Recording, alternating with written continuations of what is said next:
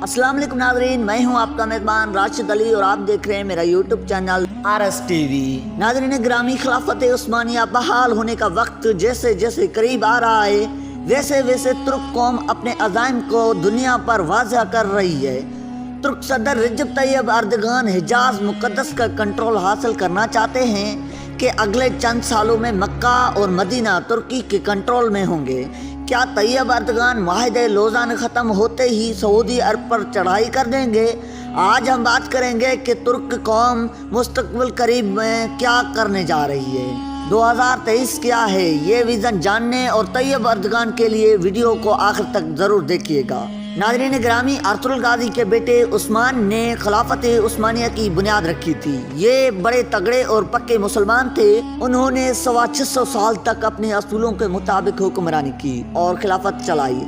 मुसलमानों और इस्लाम का झंडा उन्होंने हमेशा बुलंद रखा। जंगें लड़कर बहुत सारे इलाके फतह किए और इस्लाम को बेशुमार इलाकों तक फैलाया। लेकिन इसके बाद फिर सल्तनत उस्मानिया पर ऐसा जवाल आया कि तुर्क कौम को माहिदे लोज़ान में जकड़ दिया गया और 100 साल के बाद अब वो मुआहदा ख़त्म होने जा रहा है। जब उस्मानिया खिलाफत का खात्मा हुआ तो बरतानिया ने अपने इत्तेहादियों के साथ मिलकर तुर्की को मजबूर किया कि वो अपने हदूद के अंदर ही बंद हो जाए और कुछ शराइत रखे गए जिनको आज भी फ्रांसीसी पार्लियामेंट में तहरीरी तौर पर महफूज रखा गया है। ये मुआहदा जिन शराइत पर हुआ वो शराइत ये हैं कि खिलाफत उस्मानिया ख़त्म कर दी जाएगी। उस्मानिया खिलाफत जब ख़त्म हुई तो उसके जाननशीनों को कत्ल किया गया, उनको जला वतन किया गया और उनके असासे जब्त कर लिए गए। ये असासे जब जब्त किए गए तो 3 बड़े आज़मों के अंदर बेशुमार माल और दौलत थी, बहुत सारी जायदादें थीं जो सारे बरतानिया और उसके इत्तेहादियों के पास चली गई। इसके बाद तुर्की को एक सेकुलर रियासत बना दिया गया। इसमें से इस्लाम को ख़त्म कर दिया गया और खिलाफत के ऊपर पाबंदी लगा दी गई। इसके बाद एक और पाबंदी ये लगाई गई कि तुर्की पेट्रोल नहीं निकाल सकता, यानी तुर्की न तो अपने मुल्क से और न ही अपने मुल्क से बाहर कहीं से मादनियात निकाल सकता है। ये बहुत बड़ी जाती थी क्योंकि तुर्की की ज़मीन के अंदर तेल मौजूद है। इसके बावजूद वो दूसरे ममालिक से तेल खरीदने पर मजबूर हैं। तुर्की के पास एक फास्फोरस समुंदर है और सालिह समुंदर एक बहुत ही ज़बरदस्त बंदरगाह है। इसको बैनुल अक़वामी करार दिया गया है, यानी कोई भी यहाँ से अपनी मर्जी से आ जा सकता है और तुर्की किसी से भी टैक्स नहीं ले सकता।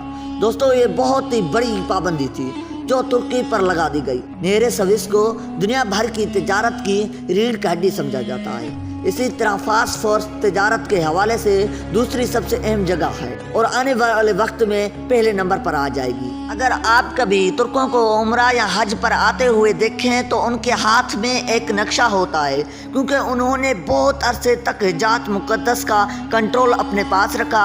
यानी खिलाफत उस्मानिया में सऊदी अरब का इलाका तुर्कों के कंट्रोल में था। तुर्क कौम ने कई 100 साल तक मदीने और मक्के में आने वाले लोगों की मेज़बानी की।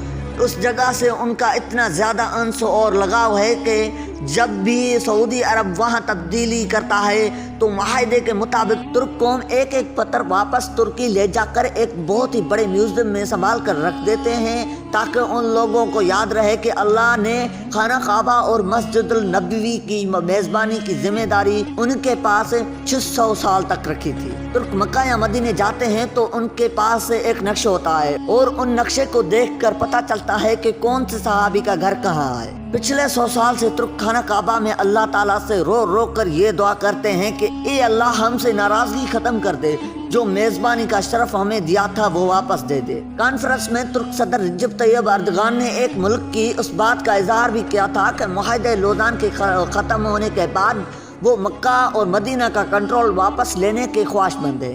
जबकि ये तासुर भी पाया जाता है कि तैयब अर्दगान इस कंट्रोल को हासिल करने के लिए सऊदी अरब पर चढ़ाई भी कर सकते हैं। ताहम ये तो आने वाले वक्त ही बता सकता है। दोस्तों, इससे हटकर अगर गैर जानिबदार माहिरीन की राय ले जाए तो वो बहुत बिल्कुल मुख्तलिफ है। अगर बात की जाए पाकिस्तान की तो पाकिस्तान में सोशल मीडिया और प्रिंट मीडिया में तवील अरसे से तुर्की के माहिदे लोज़ान के 100 साल पूरा होने के बाद मुआहदा ख़त्म होने और उसके नतीजे में तुर्की को मुकम्मल तौर पर आज़ादी हासिल होने की खबरें और तबसरे जगह जगह चले रहे हैं। तबसरे देखें تو آپ کو محسوس ہوگا کہ معاہدہ لوزان واقعی 2023 میں 100 سال مکمل ہونے پر انجام کو پہنچائے گا اور ترکی مکمل طور پر آزاد ہوتے ہی اپنے عظمت رفتہ حاصل کر لے گا۔ لیکن چند ماہرین کہتے ہیں کہ ایسی کوئی دستاویز ترکی، فرانس، امریکہ، برطانیہ یا دنیا کے کسی بھی ملک میں موجود نہیں ہے، کیونکہ حقیقت میں ایسی کسی دستاویز کے سرے سے وجود ہی نہیں ہے۔ ان ماہرین میں سے چند ایک ایسے بھی ہیں جن کا خیال ہے کہ 2023 میں اس معاہدے کے خاتمے کے ساتھ ہی ترکی اپنی جمہوری حیثیت ختم کر کے خلافت عثمانیہ کو بحال کرنے کا اعلان کر دے گا۔ اس کی دلیل کچھ یوں بھی دی جاتی ہے کہ ترکی نے جب خود ہی اس معاہدے پر دستخط کرتے وقت خلافت عثمانیہ کی حدود میں واقع تمام ممالک یعنی شام، عراق، لبنان اور سعودی عرب کو الگ الگ آزاد ریاستوں کے طور پر تسلیم کر لیا، اور یہ تمام ممالک اقوام متحدہ کے رکن بھی ہیں، تو وہ بھلا کیسے انہیں دوبارہ اپنی خلافت میں شامل کر سکتا ہے؟ دوسری اہم بات، ترکی اب ایک جمہوری ملک ہے اور اس جمہوری ملک میں تمام اداروں کا نظم و نسق جمہوریت یا ڈیموکریسی کے اصولوں کے مطابق ہی چلا جاتا ہے۔ پاکستان کے ماہرین بھی اس بات کا دعویٰ کرتے ہیں کہ طیب اردگان 2023 میں دوبارہ صدر منتخب ہونے کے بعد ملک میں خلافت بحال کر دیں گے۔ وہ یہ بات بھول جاتے ہیں کہ اردگان نے کبھی خلافت قائم کرنے کا اعلان نہیں کیا، کیونکہ انہیں اس بات کا اچھی طرح احساس ہے کہ وہ خود بھی جمہوری طریقے سے منتخب ہو کر آئے، اور اگر انہوں نے عوام سے خلافت قائم کرنے کا وعدہ کرتے ہوئے صدارتی انتخابات میں ووٹ لینے کی کوشش کی تو وہ کسی بھی صورت اتنے ووٹ حاصل نہیں کر سکیں گے کہ ایک بار پھر صدر منتخب ہو جائیں۔ اس طرح پاکستانی ماہرین کا یہ دعویٰ بھی بڑا مضحکات خیز ہے کہ اب تک معاہدہ لوزان کی روح سے اپنی سرزمین پٹرول یا معدنیات نکالنے کی اجازت حاصل نہیں ہے، جبکہ اس سے آزادی حاصل کرنے والے تمام عرب ممالک جن میں عراق اور سعودی عرب پیش بڑے پیمانے پر پٹرول نکال رہے ہیں، ان کے لیے عرض ہے کہ معاہدہ لوزان 147 شقوں پر مشتمل ہے۔ کیا انہوں نے اس لوزان امن معاہدے کی تمام شقوں کا جائزہ لیا ہے؟ ہم یقین سے کہہ سکتے ہیں کہ ہرگز نہیں، کیونکہ ان شقوں میں سے ایسی کوئی شک موجود ہی نہیں ہے، اور ماہرین صرف سنی سنائی باتوں پر یقین کرتے چلے آ رہے ہیں۔ ترکی اپنے قیام سے ہی اپنے قدرتی وسائل خاص طور پر تیل اور معدنیات کے حوالے سے خود مختار ہیں، بلکہ جہاں تک معدنیات کی تلاش کا تعلق ہے تو ترکی دنیا میں وہ واحد ملک ہے جہاں سے بڑے پیمانے پر معدنیات جو زیادہ تر توانائی کی ضرورت پوری کرنے کے لیے استعمال کی جاتی ہے، دنیا کے مختلف ممالک کو برآمد کیا جا رہا ہے۔ معدنیات میں ترکی اس وقت 73% پیداوار کے ساتھ پہلے نمبر پر ہے اور دنیا کی 59% ضروریات کو اکیلا ہی پورا کرتا ہے۔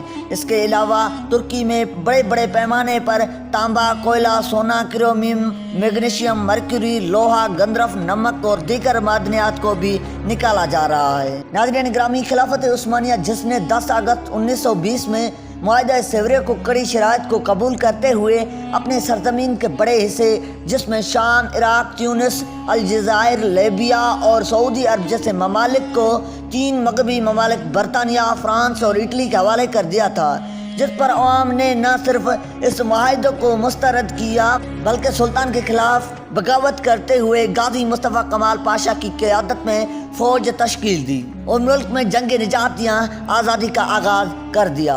ملک کے آزادی کے جذبے کے ساتھ لڑے جانے والی جنگ نجات کے دوران اتحادی ممالک کو کئی ایک محاذوں میں جن میں چناق بھی شامل ہے اس میں شدید اذیت اٹھانا پڑی۔ ان فتوحات کے نتیجے میں اتحادی ممالک اتاترک کے ساتھ مذاکرات کرنے پر مجبور ہوئے۔ اتاترک ایک کتاب میں لکھتے ہیں کہ معاہدہ مون روس کے بعد اتحادی ممالک نے ترکوں کو 4 بار امن مذاکرات کی پیشکش کی اور انہوں نے 3 بار ترک قوم کو خواہشات کا احترام نہ کرنے پر اسے مسترد کر دیا۔ تاہم چوتھے بار ترک قوم کی خواہشات کا احترام کرنے پر سوئٹزرلینڈ کے شہر لوزان میں امن مذاکرات میں شرکت کرنے کی حامی بھری، لیکن ابتدا میں ان مذاکرات نے ترکی کے لیے مشکلات کھڑے کر دیا، جس پر دوبارہ کیے جانے پر ان مذاکرات سے شروع ہونے والے کٹھن مذاکرات کے نتیجے میں جولائی میں لوزان امن پیلیس 1923 में लौजान के रूमन माहिदे तय पाया, जिसे उस दौर में तुर्क ज़बान में लौजान सुलहनामा से याद किया जाने लगा। इस माहिदे पर तुर्की, बर्तानिया, इटली, फ्रांस, यूनान, रोमानिया, बल्गारिया, पुर्तगाल, बेल्जियम और यूगोस्लाविया के नुमाइंदों ने दस्तखत किए और उस वक्त से उस माहिदे पर अमन दरामद जारी है और इसे ख़त्म करने के बारे में किसी फरीक ने आज तक रजू नहीं किया। नाज़रीन, आपसे सवाल ये है कि माहिदे लौजान के ख़त्म होने के बाद तुर्की क्या करेगा? अपनी राय का इजहार कमेंट सेक्शन में ज़रूर दीजिएगा। आपकी राय का हमें इंतज़ार रहेगा। उम्मीद करते हैं कि हमारी ये वीडियो आपको अच्छी लगी होगी। अगर ये वीडियो अच्छी लगी है तो चैनल को सब्सक्राइब ज़रूर करें और साथ ही खड़े बेल आइकन पर दबाएं ताकि आने वाली वीडियो आप तक पहुंच सके। अल्लाह हाफ़िज़।